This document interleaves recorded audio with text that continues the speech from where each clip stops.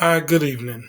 Um, I had racked my brain trying to think of two stories that I could talk about, and there were several that came to mind, but I think that the first one I want to talk about is the time that I figured out that I wanted to teach middle school. So I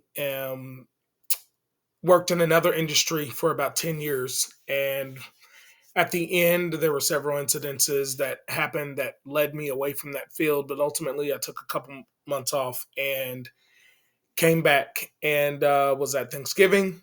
Talked to my auntie, and she said, "Hey, you should go sub." I took that as an opportunity and a challenge. So I went to sub, and my first day subbing, I was at an elementary school and I walked in the classroom. The kids greeted me. They were super interested in my story. They were super interested in me. But as the day progressed, there were a lot of behavior issues going on in that classroom. There were students were out of their seats. I had a student try to climb out a window. I had a student throwing things at other students. I had several students who felt that it was necessary for them to um, ultimately disrupt everyone else's learning experience. So the first incident that I called the principal down and said, "Hey, I have this child that's doing XYZ. What exactly would you like me to do?" They came and took that child out. There was another student that stood up on top of a desk. They decided they wanted to dance, and they gave me a tutorial on how to dance to run essentially. I think they were teaching me how to do the nene. Um, and and obviously, I was like, "Hey, we can't do that. I need you to get down off the table." And oh, I failed to mention this was a second grade classroom. So that was before lunch. So I walked that group down to lunch. I stopped one of the teachers in the hallway. I said, "Hey, I've had these things happen in the classroom. How exactly should I handle those? What exactly do I do in this situation when they come back from lunch, etc." And she told me several things. Hey, just call this number if you're having any issues, any troubles, etc., etc. Well, after lunch, I had a student come back in, and the first thing they said was, "Mr. Beasley, my friend poked me at lunch," and I was just like, "Oh, well, that's not that big of a deal. Don't worry about it. I'll talk to him. It's not going to be that big of a deal." Well, it turned out to be that big of a deal because when that student came back or when those students came back into the classroom, one of them poked the other kid, and then it turned into I had to separate those two children. Ended up sending them to the safe room. Um, Then as we progressed, we went into our science lesson. I remember I can't remember exactly what we were looking at, but I know that the students were super excited about this. This must have been something they had been anticipating. And so the students were super engaged, super participatory in that activity. They were having so much fun. And then one of them decided to throw one of the objects that we were playing with. And then it turned into a classroom full of students throwing things at each other. And so obviously I had to call someone and someone came up. And so I'm sitting there like, wow, this is crazy. Like, this is second graders. So I went on and continued about my day. A couple of the kids came up, "Mr. Beasley, we're so sorry. They shouldn't be acting like that." And mind you, these are second graders. So it was super fascinating. By the end of that day, I ended up having to remove I think there were 28 students in that classroom.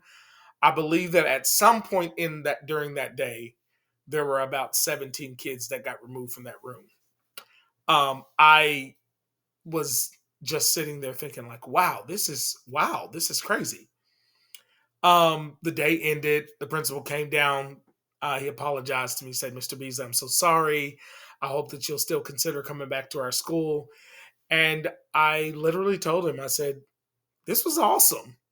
Like, I got to see school from the other side My mom's an educator, and I'd seen school from a different side, from her perspective, from a teacher that had been teaching for years, and she was a special education teacher. She was a speech pathologist, and I got to see stuff from the other side of someone that my mom had great classroom management. Her students were literally afraid of her.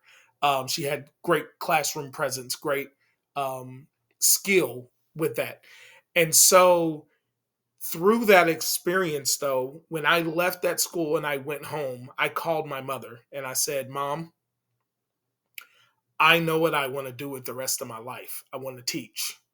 And I told her and recounted my experience and told her about everything that had happened in the classroom. I told her about all the students that I had to remove. But I told her, I said, when I left, I felt my purpose. And so through that experience, I was able to identify that I connected with kids. I felt like I could make a difference. I felt that this was the place that I could do so. And because of that, it landed me with ultimately doing and going to multiple places. I went to multiple schools. I decided at that point I was going to sub everywhere that I could because I wanted to get different experiences from different perspectives. I wanted to see different kids in a different light. I wanted to see students in different spaces. And because of that, it led me to middle school and led me to getting the job that I now currently have at Bryan Station Middle. So I'm so grateful for that experience and grateful for me understanding that I found my purpose in being in that classroom where the chaos and everything didn't bother me, and I knew that I was born for this, and that experience led me to this place. So that's my first story. Now my second story is a little bit more grim because of the situation that happened, but was probably the most impactful experience that I've had as an educator. So my first year teaching, as anyone who's been in education that you've ever taught, you know your first year is tough. I had several students that were very challenging my first year. Now, as I've since learned, it was partly me. I didn't know what I was doing. So this particular situation, I was in my classroom. It was my seventh period class. My seventh period class was very tough. We had to do lots of things to try to uh, deal with a lot of the behaviors. There were lots of negative behaviors that were happening in that classroom. My classroom management was not up to par. As I have since discovered, because at the time I was like, oh, it's just the kids. And then I got further into my teaching and realized, like, no, it was you as a teacher. So on this day, I remember it was super cold outside, which is really random that I remember that, but it was super cold outside. I had just bought my new car, and the only reason I remember that is because some of my kids had seen my new car outside, and they said, "Oh man, I wonder who that cool teacher is that's driving this Dodge Charger." It was a 2013. Oh no, that wasn't my 2013. That was my 2018 Dodge Charger. I've had four of them, and so um, that day stood out to me because in that classroom, seventh period class, I had a student that had got into an altercation with a young lady, and he decided that he was going to push her. And I, who had been raised a certain way when it comes to dealing with that type of conflict, I intervened and stepped between this child and said, "Hey, keep your hands to yourself. We don't hit women. We don't do that kind of thing. We're not going to practice that activity in my classroom." This student looked at me and he puffed up his chest and he raised his fist at me. And I looked at him and I said, "Nope, not today, buddy. We're not going to do that today. That's not going to happen." I said, "You just might as well put your fist down." He muttered a few obscenities at me and cursed at me and said some choice language.